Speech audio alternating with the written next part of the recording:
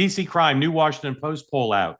I think this is largely driven by partisanship because people in DC, it's like the most anti-Trump jurisdiction in America.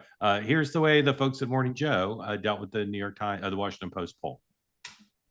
D.C. residents overwhelmingly oppose President Trump's federal takeover of the city's police department, and they do not believe his efforts actually will reduce crime in the district. That's all according to a new poll from the Washington Post and George Mason University. The poll finds 79% of people surveyed in D.C. oppose the president's takeover of the D.C. Police Department and the deployment of the National Guard. Only 17% support it. 65% of D.C. residents say Trump's efforts will not reduce violent crime.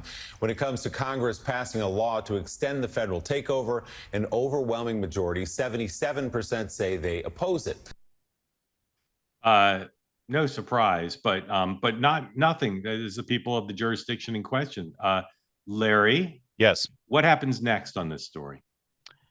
I think that the 30 days run their course, and I think Trump tries to double down and extend the 30 days. And in the meantime, the crime stats, the most important number, forget about the polls, look at the crime stats. They're going to improve exponentially. It's been over a week since there's been a homicide in Washington, D.C.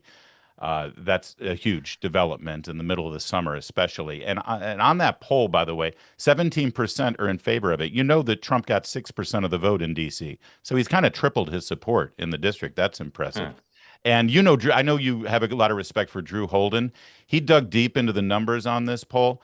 90% of the respondents in this poll from the Washington Post characterized their neighborhood as either safe or extremely safe. So what does that tell you about? Are you serious? That I missed. Is that true? Drew Holden has. Well, Drew Holden did it. I trust her. All right. Dan, what happens next on this story?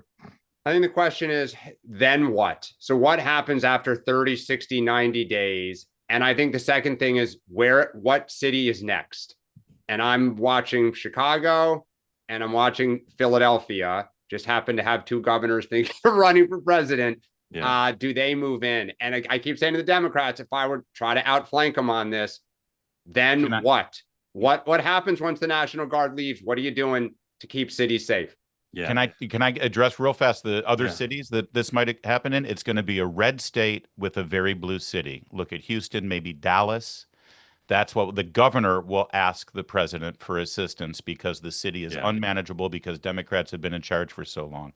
And that should be interesting. Would be interesting for a southern state to ask federal National Guard to come in. Okay. Because the Democrats ruin the city. Real quick on the Fed. Want more great clips like that? I've got an idea. Hit the subscribe button, be part of the two-way community, never miss a clip.